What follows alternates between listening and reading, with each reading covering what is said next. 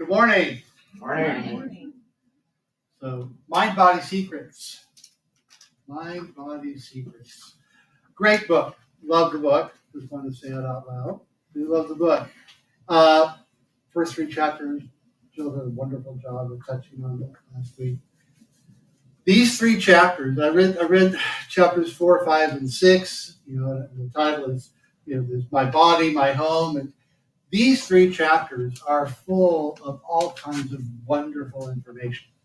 And I'm going to encourage you to take a look at it, study it, take it to heart, because there's a lot of good things in there that will help us kind of reorient how it is the body works. It's very much about that. It's very much about how the body works and how things function, what triggers this and what triggers that. And I'm going to take a little broader view of it this week because I'm not a doctor. I'm not a physician. I'm not a physical therapist or anything like that. I'm not a nutritional expert. And there's a lot of that really good information in these chapters. What I am going to address today is how I feel, how I think, how I sense, how I approach my own mental attitudes about me and about my life, and how that can impact my physical being. Because Louise Hay has this to say. The body, and just for those of you who don't know, Louise Hay became a Science of Mind minister in 1981. Science of Mind, Church of Religious Science, now Centers for Spiritual Living, just so you know. The body, like everything else in life, is a mirror of your inner thoughts and beliefs. The body is always talking to you if you will take the time to listen. Every cell in your body responds to every thought you think and every word you speak. That last part is, I think, so powerful. Every cell in your body responds to every thought you think and every word you speak. Now, I know many people would hear a phrase like that or read a phrase like that and go, but my body just doesn't feel right. I'm not comfortable in my body. It's not the shape I want it to be in. It's not the condition I want it to be in. I get tired while climbing up the stairs. I'm not as flexible as I used to be. My hair is turning a little gray. My beard is like way too gray. It takes me 2 days to recover from my workouts instead of one. You know I'm talking about me, right? Yeah. Yes. Or when I'm, laid up for 6-8 weeks because I had surgery, and I know I would recover way faster than that. The doctor just doesn't know. And why can't I eat 2 burritos, when I really should only be eating one? You see, we have all these stories that we tell ourselves about the way things are supposed to be. And so we see something like this, and all of a sudden it becomes this hammer that we beat ourselves up with. Well, if that's true, Reverend Lee, then why can't I just tell myself a different story? I said, well, you can tell yourself a different story. I can tell myself a different story. And that's where we begin. I begin telling myself a different story about the way things work, tell myself a different story about what I believe, and I know in my own experience what begins to happen is I make better choices. All of a sudden, when I go to grab that second piece of pie from the refrigerator, they're right now talking to me. All of a sudden I go, no, probably not a good choice. And I let it go. Or rather than grabbing the Coca-Cola, I grab a bottle of water. And quite honestly, and Katie can tell you that, I may have 1 or 2 sodas a year anymore. I pretty much cut them out. Pretty much cut them out. I drink a lot of coffee still, but not near as much soda. Or pop, for those in the Midwest. Thank you. So we start changing our thinking, we change the stories, and we make better choices. And all of a sudden our bodies respond. We eat less meat and eat more plant-based food. Maybe put a little less ranch dressing on the salad. No.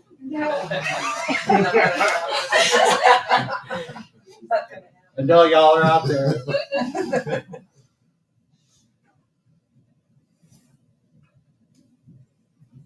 Because all of a sudden, I'm hearing my body. All of a sudden, I'm becoming more at peace with me because I'm not entertaining the conflict that goes on, right? Because we have these, we say, yes, I want to be healthier. Yes, I want to do this. Yes, I want to be more active. But I don't make the choices that line up with that. And so I've got this inner conflict going on. And stress and tension like that, according to Dr. Olson, produce cortisol, which means we hold on to stuff that we don't want. It messes with our internal system. When we operate in more alignment, we're in more a greater degree of attunement with what we hold to be true about ourselves, a greater level of attunement to our true nature, a greater level of attunement to this divine idea I have of being. When I am in alignment with that, things flow better. Things go better. And all of a sudden, it's not just the body that is working better, it's the whole spectrum of my living, the whole spectrum of my life that begins to come into alignment as well. So for the balance of the message this morning, I'm going to go through a paragraph from The Science of Mind by Ernest Holmes, piece by piece. And we're going to talk about it. So the first piece, let me make sure I'm lined up right here. Okay, the first piece, this is from the chapter, the second half of the passages in The Science of Mind on physical perfection. So, first one go. And he writes, I contend with none, argue with none, and I am filled with wonderful peace and light. I contend with none, argue with none, and am filled with wonderful peace and light. So, what does that have to do with my physical being, Reverend Lee? Well, it has everything to do with it. With what I was just talking about, the whole idea of conflict, right? If I am contending with others in my world, if I'm in competition, constantly fighting against, pushing against, arguing with others, arguing with myself, where am I? I'm in chaos, number one. And then number two, I'm more worried about what's going on out here than what's going on inside here. I am more concerned with rearranging the deck chairs on the Titanic than I am with taking care of business inside. Coming in peace with me. Because can I really control these people out here? No. All I can control is how I relate to them.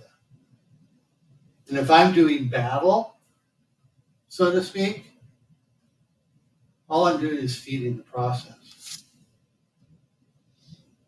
I went through some conflict-based stuff this week. And I got into one situation, and I got all triggered and all wound up about something, and I bit my tongue.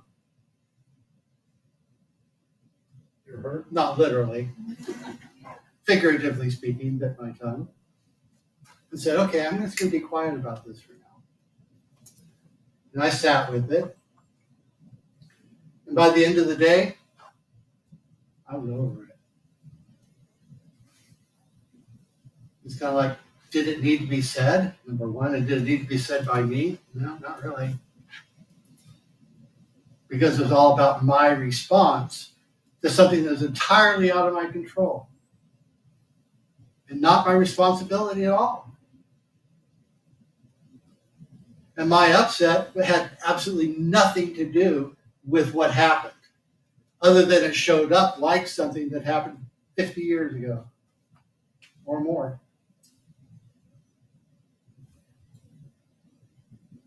So this contending with and arguing with out here, once I could get past that, the less of that I do, the more peace I have in here. And the more peace I have in here, the more comfortable I am in consciousness, the more comfortable I'm going to become with this body, with the physical being I am, because it will inevitably outpicture how I am feeling about me. How I am feeling about me. Okay, second part, Joe. There is no uncertainty in my future, and no fear as a result of my past. Wow. No uncertainty in my future.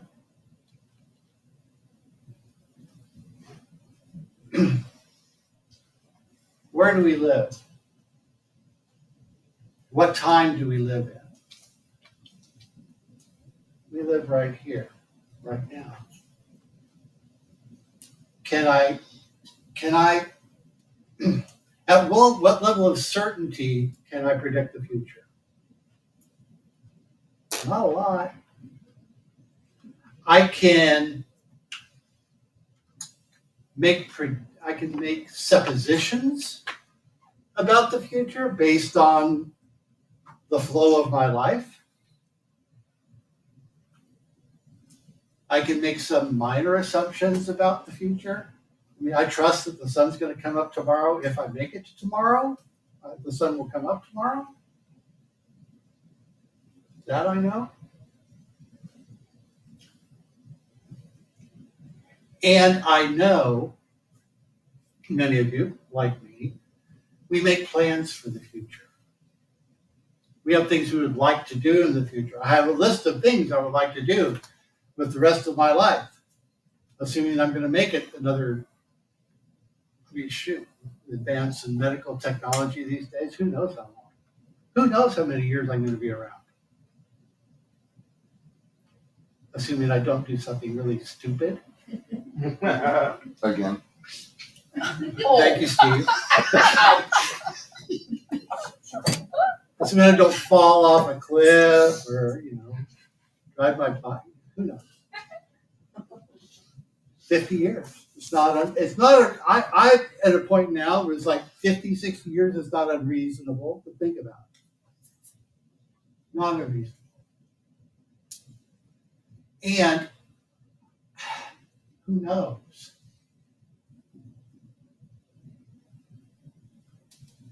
Uncertainty. I know the next day's coming, and I'm going to show up for it.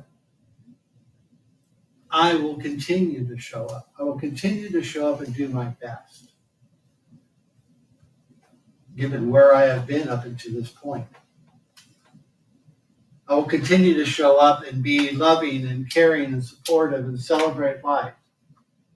That I can be assured. I can be certain of.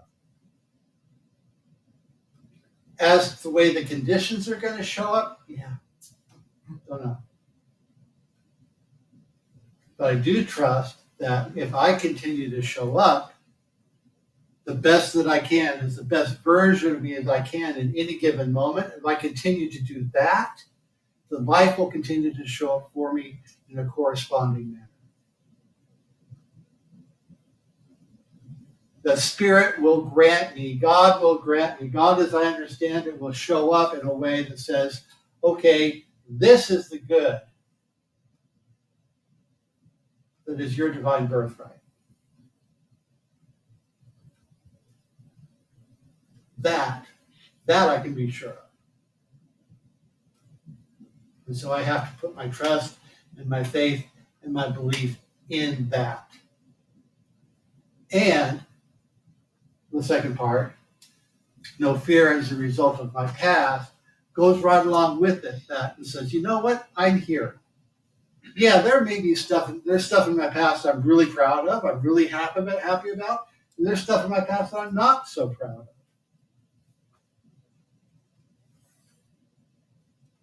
And I learned from it, and I'm still here, and I continue to do my best.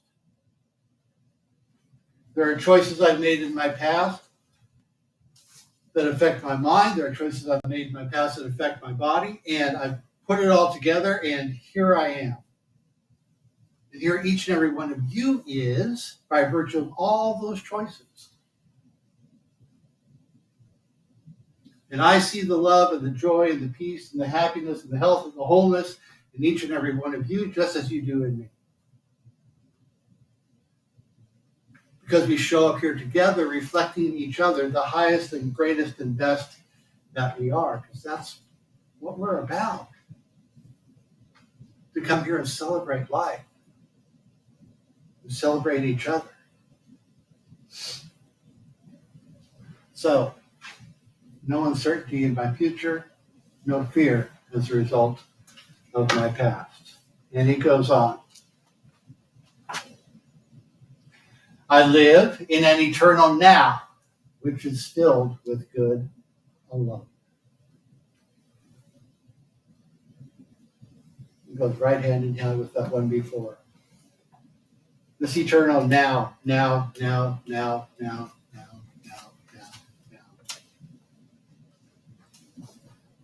The more I can be present in this moment, the more expansive my opportunities become. Because when I'm wrapped up in all the uncertainty and fear about the future, anxiety, or fear about the past and anxiety about the future, and I get all wrapped up in that, how can I pay attention to this moment?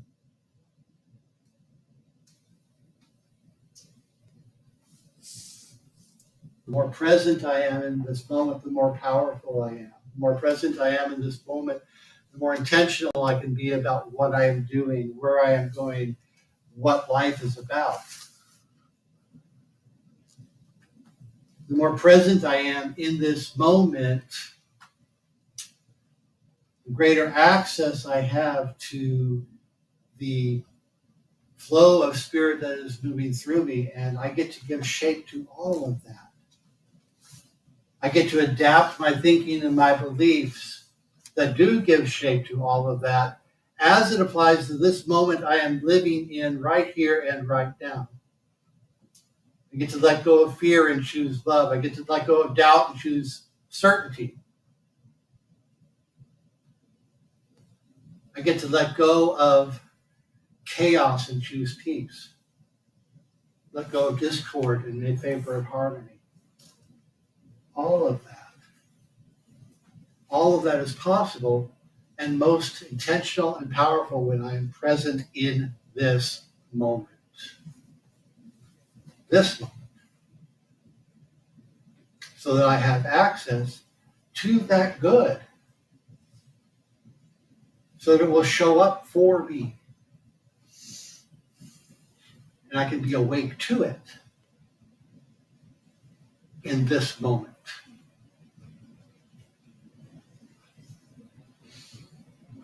And finally,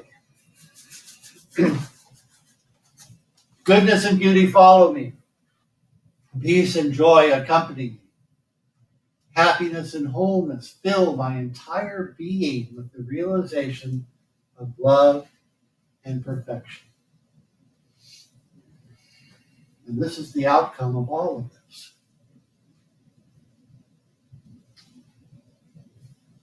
Of contending with none. Letting go of doubt and fear and uncertainty. Claiming this now moment.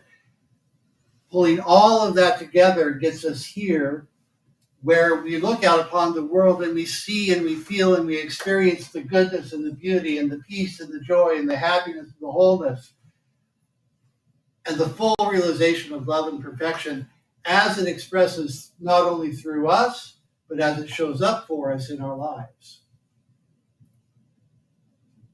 That it's not just about this physical body, it's about the quote-unquote body of God, which is the entire manifest plane that we live in. Because whatever it is we believe to be true about ourselves, whatever it is we believe to be true about the divine as it expresses in us, through us, around us, that is what's going to show up.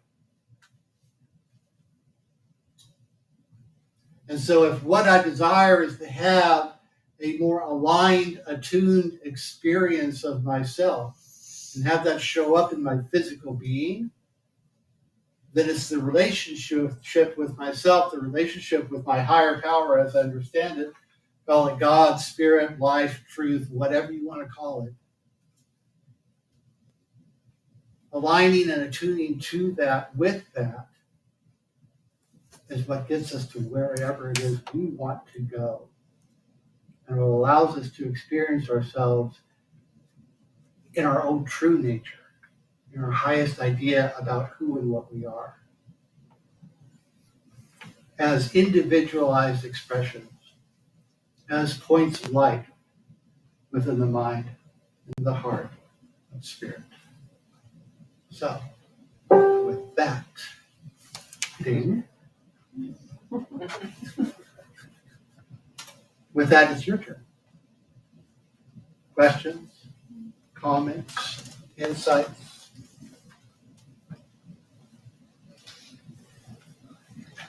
Yes, ma'am. I had a birthday this weekend. For the first time in a long time, I had 3 calls from my insurance company wanting to know if I needed help in the shower or help and a lot of those things. So I just wanted to know if they had in mind, but when I'm reminded of your thoughts and things, I always remind myself that my family on both sides has a very rich history of a lot of healthy, old women. That's a good thought. All right. Anybody else? Thank you, Diane. Deborah.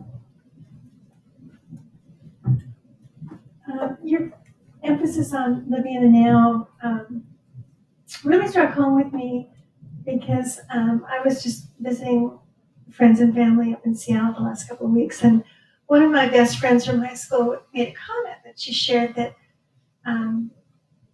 that she decided she was going to try and live in the now, and she's very conscientious of living in the now. And Science of Mind teaches that. Every book we read, it's about being aware in the now, and we train ourselves. We try to train ourselves. We practice. But I had a big aha moment when I heard her say that. And it dawned on me that if I'm thinking in the future, if I'm reminiscing about the past, then I'm not living in the now. So it occurred to me that I'm really good at compartmentalizing my life so I can save certain times for planning stuff for the future. I can save certain times for reminiscing about the past and learning from it and enjoying it. But the bulk of the time to live in the now, we can't be thinking of the future or the past. Thank you. So one of the things that I got today, Rev, was that we are constantly choice. And that's the good news, is that we get to choose. And if we make a choice that we don't particularly like or doesn't work out for us, hey, what? We get to make another choice. And hopefully it'll turn out better. Yeah, thank you. Watch out for those pets. All right then. Let's go to our spiritual practice. Now would be the time. Yeah. Now would be the time. And in support of our spiritual practice, I printed out the passage from the Science of Mind that we worked from today. So this morning, or this week, our practice will be. Did you know what you said? I said it to you. That's okay. Yeah. Oh my God. You got it? There it is. It is this. So I printed it out, copied, handed it to you. So this is I'm going to invite everybody to work with this affirmation. Use this as an affirmation this week. I contend with no one, argue with none, and I am filled with wonderful peace and light. There is no uncertainty in my future and no fear as a result of my past. I live in an eternal now, which is filled with good alone. Goodness and beauty follow me, peace and joy accompany me, happiness and wholeness fill my entire being with the realization of love and perfection. So I invite you to work with that this week. I will be, in case you didn't know, if you take like dry erase markers, they work really well on mirrors. The darker the better. But I just drive them across the top of the mirror, so when you go look in the mirror in the morning, there it is for you. So, yeah. So that will be the practice this week. All right, let's turn within and do a little affirmative prayer.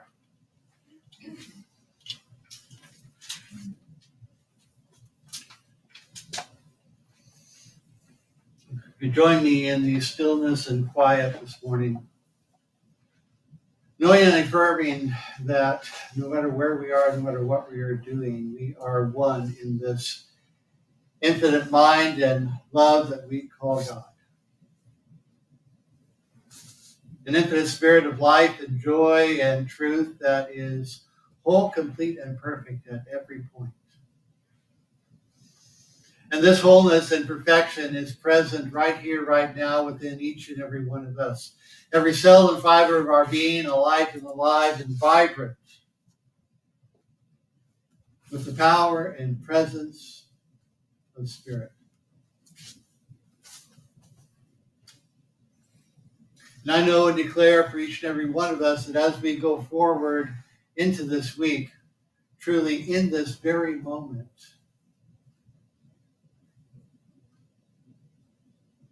the divine love and joy and peace rise up within us,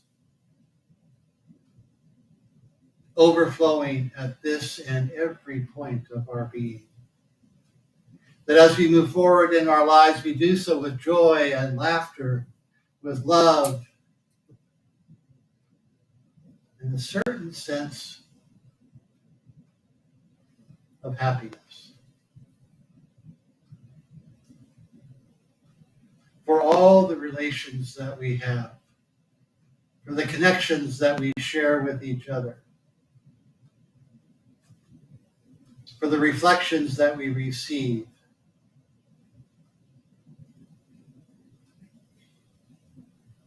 for truly the goodness that Spirit is goes before us, surrounds us, and follows us in every moment. And so with gratitude, we go forward into the rest of this day knowing that we are truly blessed, that we are a blessing to this world, this life, that the communities in which we live, the state, the country, truly the world, is blessed by each and every one of us. Because it is in this love and joy and clarity that Spirit expands. And that peace and love truly rule in all that we do. And so we let it be. So it ends.